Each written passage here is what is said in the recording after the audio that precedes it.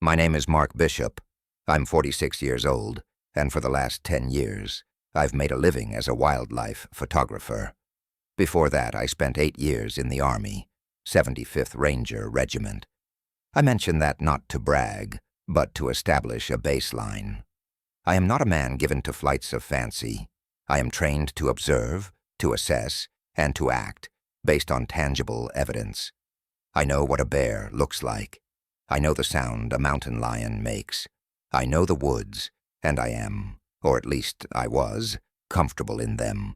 What I experienced in the fall of 2017, deep in the hills of the Daniel Boone National Forest, was not a bear, and it was not something I was trained for. It was something that has no place in the world as we understand it. The trip was supposed to be a simple getaway.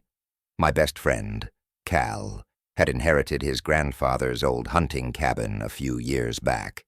It was remote, tucked away in a hollow about 15 miles off the nearest paved road, accessible only by a gravel track that was more creek bed than path.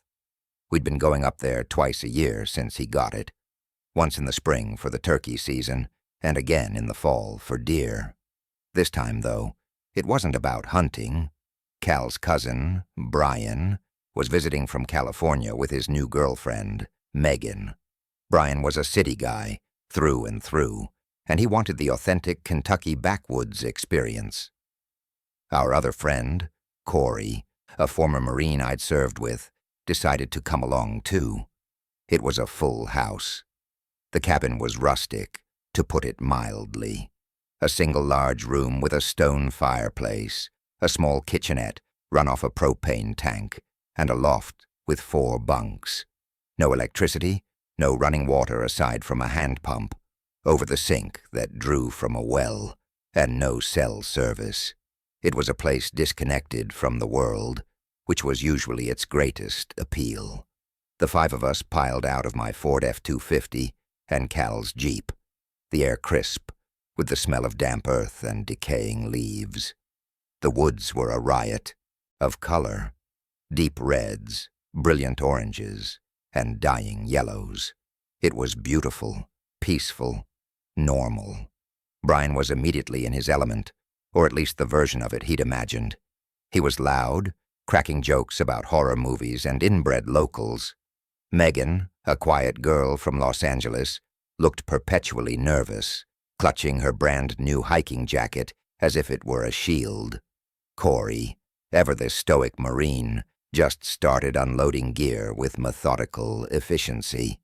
Cal and I exchanged a look. This was going to be different from our usual quiet trips. Still, the mood was light.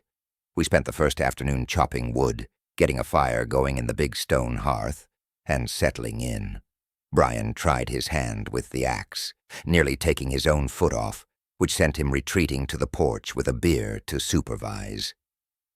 As dusk began to settle, painting the sky in shades of purple and orange, a quiet fell over the woods. It wasn't the usual quiet, the gentle hum of insects and the distant call of birds, settling in for the night. It was a heavy, profound silence, the kind that presses in on you, that makes the hairs on your arms stand up. I was on the porch, cleaning a camera lens, and I noticed it first. The crickets hadn't started their evening chorus. No owls hooted, nothing. "You hear that?" I asked Cal, who was tending to the fire pit out front. He paused, looking up from the flames. "Hear what?" "Exactly. Nothing." He listened for a moment, his brow furrowed. "Huh. You're right. That's weird. Probably just the weather changing. A cold front moving in can quiet things down." He was rationalizing, and I accepted it because it was the only logical explanation. But the feeling of unease didn't leave me.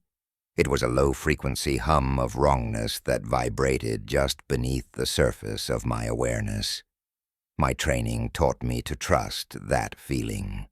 In the woods, complacency gets you killed. The next morning, Cal and I decided to take a walk, scout a bit, and maybe check the game camera. He'd set up a few months prior on a trail about a mile from the cabin. Brian and Megan were still asleep, and Corey was doing some sort of meditative stretching routine by the creek. The air was cold and damp, our breath pluming in front of us. The silence from the night before had persisted. The woods felt vacant, sterile. We walked for 20 minutes without seeing so much as a squirrel. We found the deer about half a mile from the cabin, or what was left of it. The smell hit us first, the coppery tang of blood and the gut-wrenching odor of opened viscera. It was a large doe, and it had been torn apart, not eaten, not scavenged, demolished. One leg was ripped from its socket and lay 10 feet away. The ribcage was shattered, splintered like balsa wood, and the organs were strewn across the forest floor in a gruesome display. "My God," Cal whispered, his hand going to the pistol on his hip. He was a hunter. He'd seen kills his entire life. He'd never seen anything like this. I knelt, my photographer's eye taking in the details my ranger training was analyzing.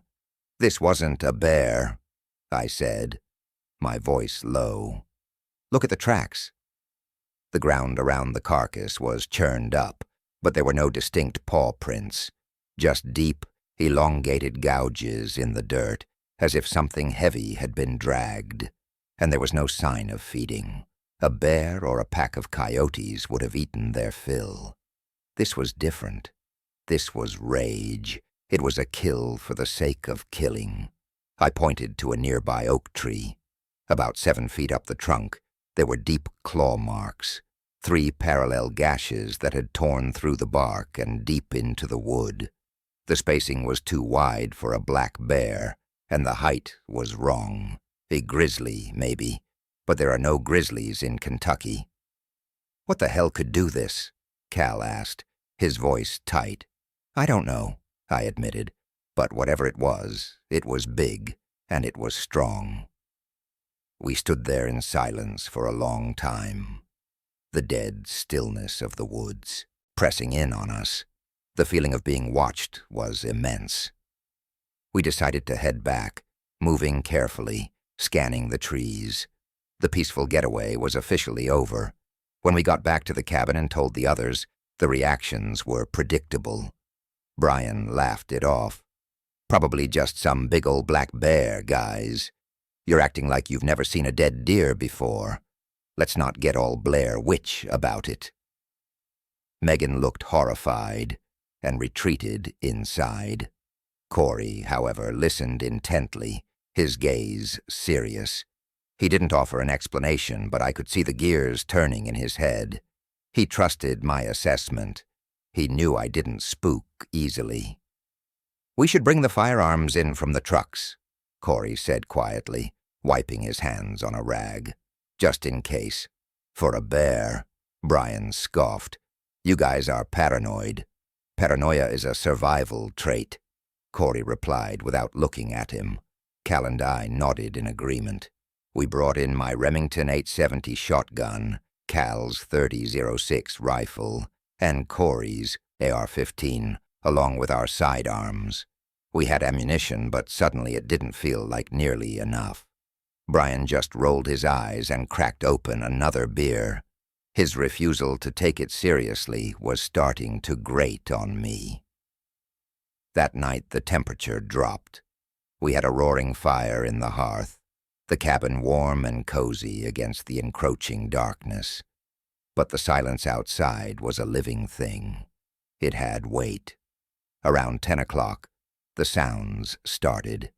It began as a faint scratching noise from the back of the cabin, where the woods pressed right up against the rear wall. "Is that a raccoon?" Megan asked, her voice a small, timid thing. "Probably," Brian said, not looking up from his phone, where he was trying in vain to find a signal. But it wasn't a raccoon. The scratching was too heavy, too deliberate. It was the sound of something large dragging claws against the log walls. Then came a low noise, a deep, guttural sound that vibrated through the floorboards. It wasn't a growl. It was more complex than that. A series of wet, clicking grunts that almost sounded like language. An alien, monstrous language. All 5 of us froze.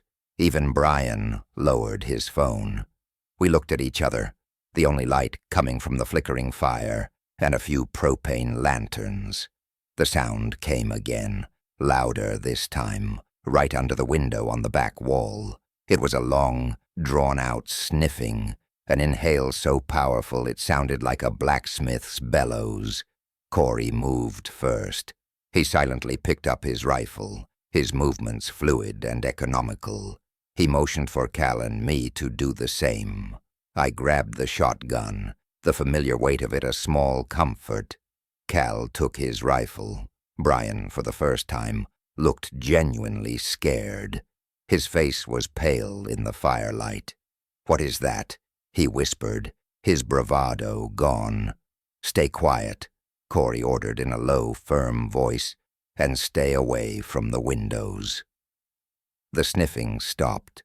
For a long moment, there was only the crackle of the fire and our own ragged breathing. Then, a loud thud hit the heavy oak door. It wasn't a knock. It was a physical blow, as if someone had thrown a shoulder against it. The door shuddered in its frame. Megan let out a small, stifled cry. Then we heard it walking. The footsteps were heavy, crunching on the fallen leaves. But the cadence was wrong. It wasn't the 4-footed gait of an animal. It was 2-footed, a heavy, lumbering, bipedal tread. It circled the cabin slowly, methodically. We followed the sound from inside, our weapons trained on the dark, empty windows. We could hear it breathing, a rasping, wet sound that spoke of immense lungs. It stopped at the front of the cabin, right on the porch. We heard the old wooden boards creak under an immense weight. Then, a sound that chilled me to the bone.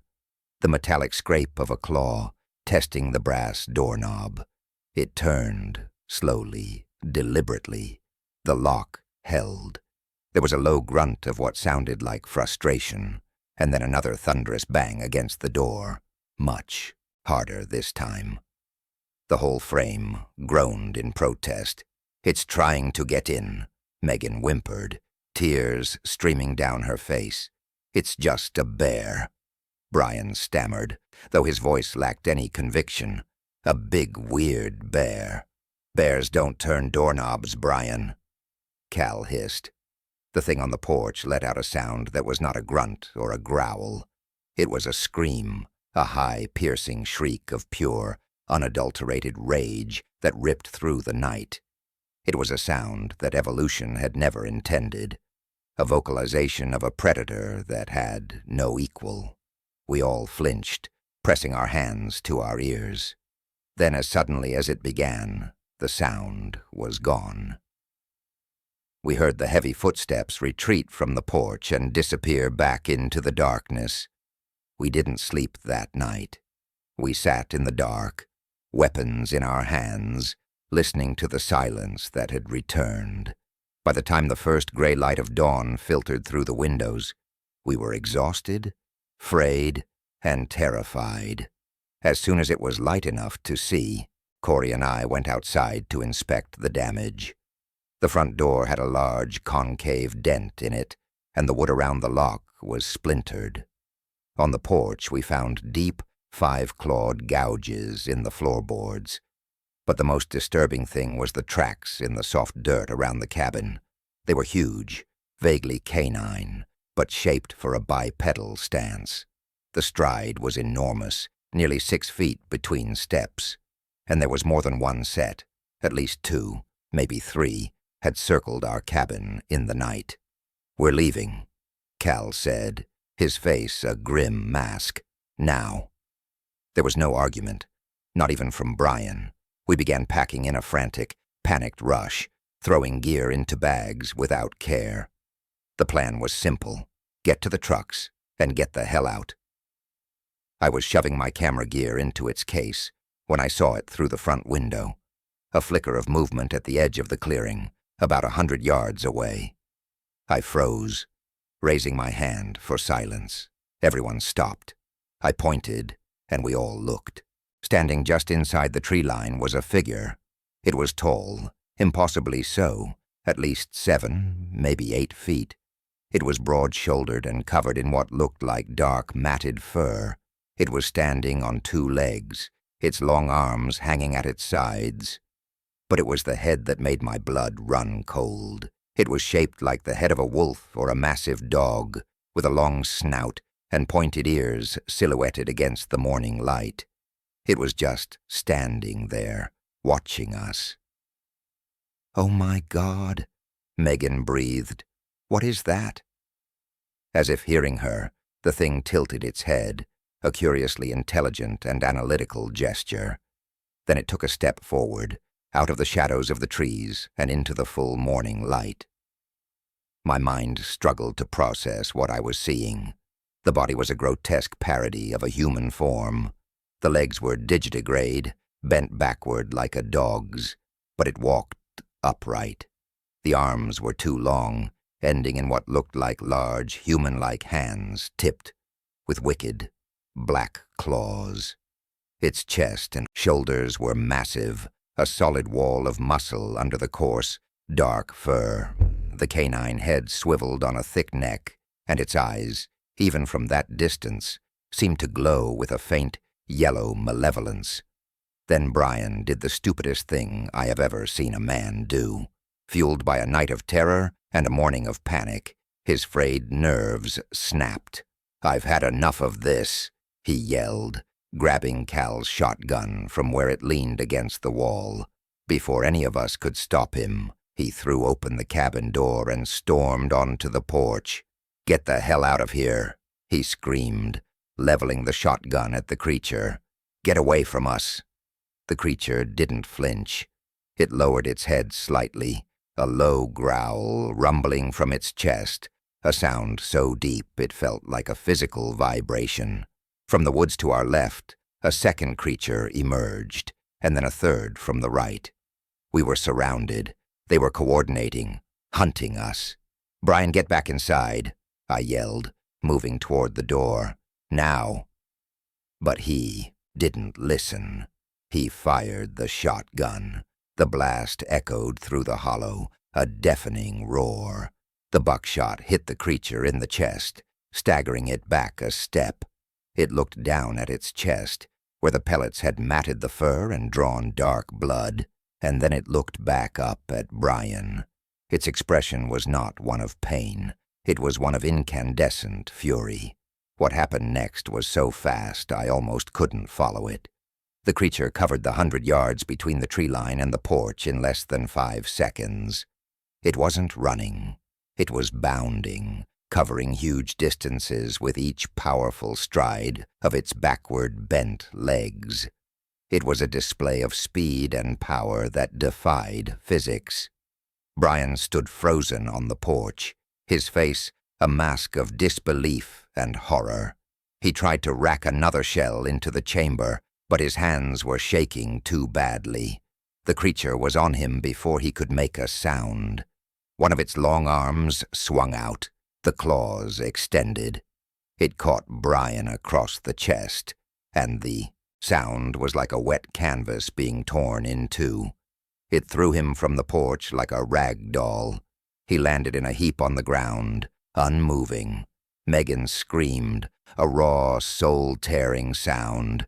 The creature that had attacked Brian stood over his body, its massive head raised, and let out a triumphant howl. It was a sound that was part wolf, part man, and all nightmare.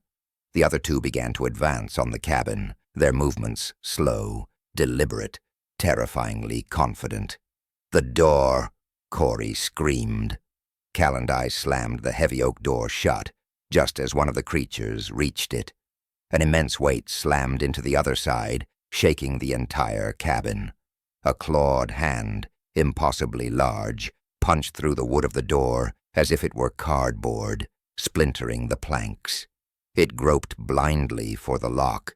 I leveled my shotgun and fired point-blank through the door. There was a high-pitched yelp of pain from the other side, and the hand was withdrawn. But our relief was short-lived. A moment later we heard a new sound, a heavy scraping, tearing noise from the side of the cabin. "They're coming through the walls," Cal yelled, his eyes wide with panic. Corey took charge. His voice was calm, cutting through the terror. "Mark, Cal, front door. Don't let them through. Megan, get in the loft, now. Stay down." He shoved the terrified woman toward the ladder. "I'll take the side wall." He moved to the side of the cabin, his AR-15 at the ready. The next hour was a blur of noise, terror, and violence. It was a siege. The creatures were intelligent. They were testing for weak points. We heard them on the roof, the heavy thud of their footsteps over our heads, followed by the sound of claws trying to tear away the tin sheeting. A monstrous face, all teeth and yellow eyes, appeared in one of the side windows, and Cal put a rifle round through the glass, driving it back. They threw their bodies against the walls, and the log construction, old as it was, groaned and threatened to give way. Corey was a machine.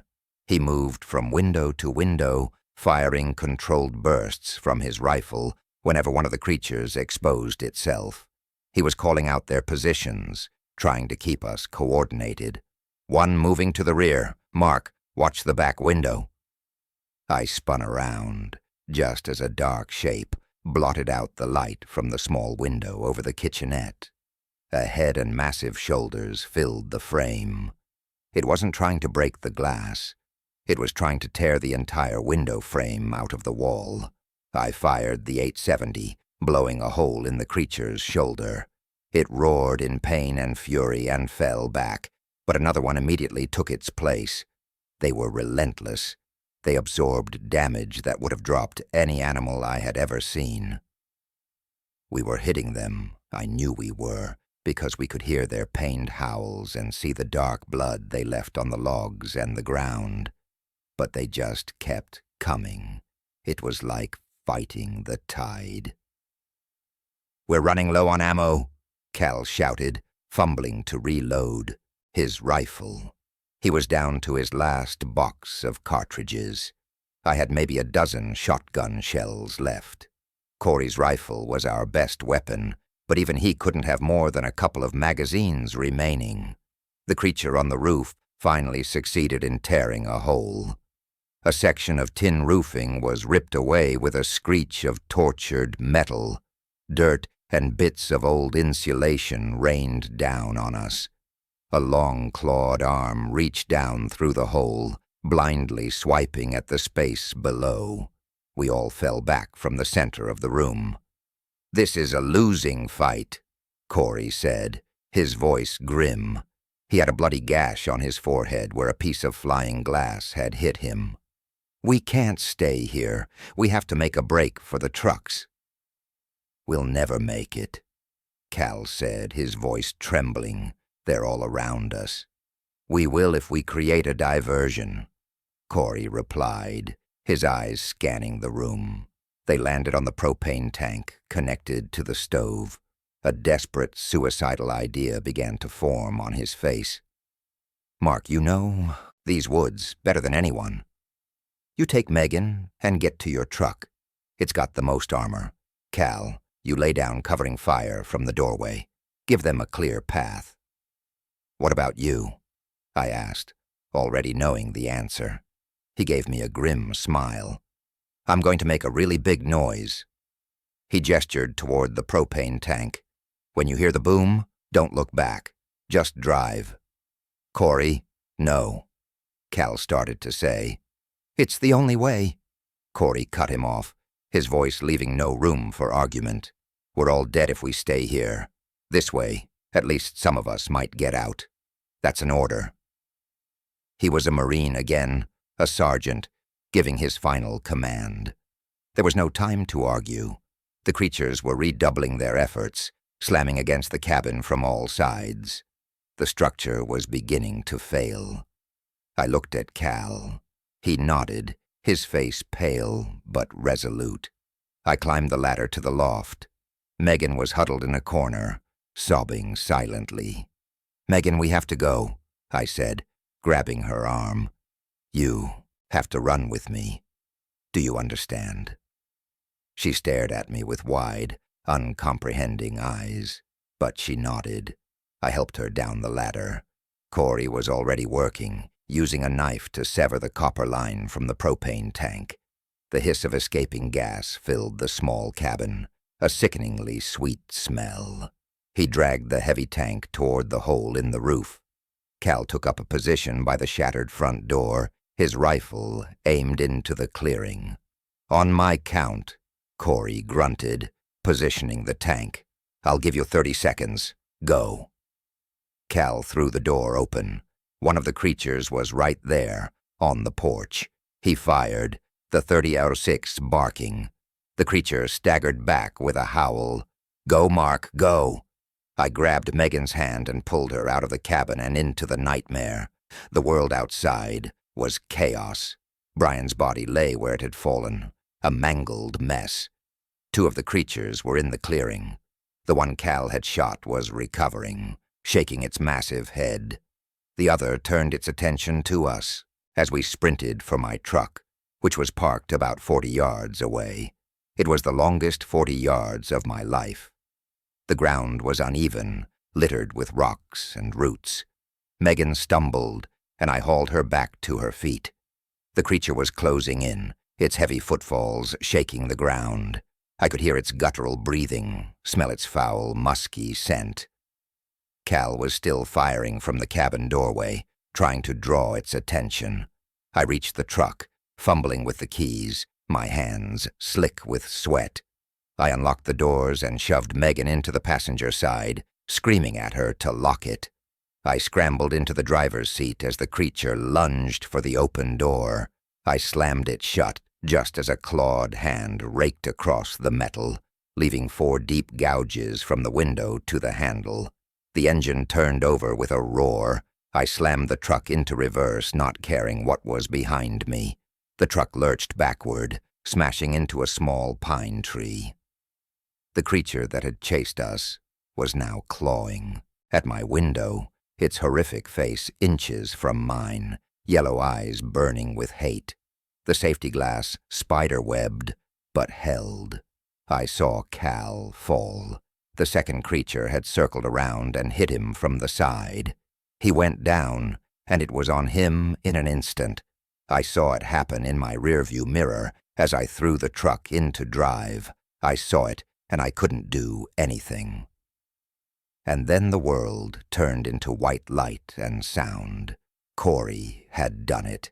A massive concussion wave hit the truck, blowing out the back window. The roar was deafening. I looked back at the cabin. It was gone. A blossoming fireball had erupted where it once stood, sending wood and flame and bits of metal high into the air. One of the creatures, engulfed in flames, was screaming, a sound I will hear in my nightmares for the rest of my life. I didn't wait to see what happened to the others. I stomped on the accelerator, and the F-250 clawed its way onto the gravel track. The creature that had been on my window was thrown clear by the explosion. It was already getting back to its feet, seemingly more enraged than injured, as I sped away. The drive out was terrifying. I expected one of them to come crashing out of the woods in front of us at any moment. I pushed the truck as fast as I dared on the treacherous road, the suspension bottoming out, branches scraping against the sides. Megan was catatonic in the seat next to me, staring straight ahead, her face a blank slate of shock. After what felt like an eternity, we hit the paved county road. I didn't slow down. I drove for another 20 miles until we finally got a single bar of cell service. I pulled over, my body shaking uncontrollably, and dialed 911. The dispatcher who answered sounded bored, and my frantic, babbling story about monsters and explosions probably didn't help. But I gave them the location, and they promised to send a sheriff's deputy to meet us. We met the deputy at a gas station in the small town of Slade. He was a young man, couldn't have been more than 25, with a look of profound skepticism on his face as I recounted the story. He looked at the claw marks on my truck, the blown-out back window, and the blood on my clothes. He looked at Megan, who still hadn't said a word. He took our statements, but I could tell he didn't believe a word of it. His report would read, "Animal attack." He asked if we'd been drinking or using drugs. He suggested that a bear had probably wandered into our camp. We'd panicked, and in the confusion, the propane tank had accidentally exploded. It was a neat, tidy explanation that accounted for everything while explaining nothing. They sent a search party to the cabin site later that day. They found what was left of the explosion. They found some remains, which they identified as belonging to Cal, Brian, and Corey. The official cause of death for all three was listed as injuries sustained in a propane explosion, with evidence of bear scavenging. My story was dismissed as the ravings of a man suffering from shock and trauma. They held me for 48 hours for questioning, then let me go. Megan was hospitalized for severe psychological trauma. I haven't seen her since. I heard her parents moved her back to California. I don't blame them. The official investigation was closed within a week. Case closed. Bear attack. Tragic accident. But before they released me, an older detective, a man with tired eyes who was nearing retirement, pulled me aside in the hallway of the sheriff's station. He spoke in a low voice, making sure no one else could hear. "Son," he said, "I've worked these hills for 30 years. Every few years we get a story like yours. Hikers go missing. A campsite gets torn to shreds. People talk about seeing things in the woods, tall things, fast things." He looked me dead in the eye. "We don't put it in the reports. The Forest Service doesn't like it. Scares the tourists. But I believe you saw something out there. My advice to you, go home. Forget this ever happened. And whatever you do, don't ever go back into those woods. Some things are better left alone." He clapped me on the shoulder and walked away, leaving me standing there with the cold, terrifying validation that I wasn't crazy. It was worse than being disbelieved. It meant that they knew. On some level they knew, and they chose to cover it up. They chose to let people wander into those woods, ignorant of what was waiting there. I took his advice. I sold my house in Kentucky and moved to a small city in Colorado. I try to keep the mountains in view, but I never go into them. I can't.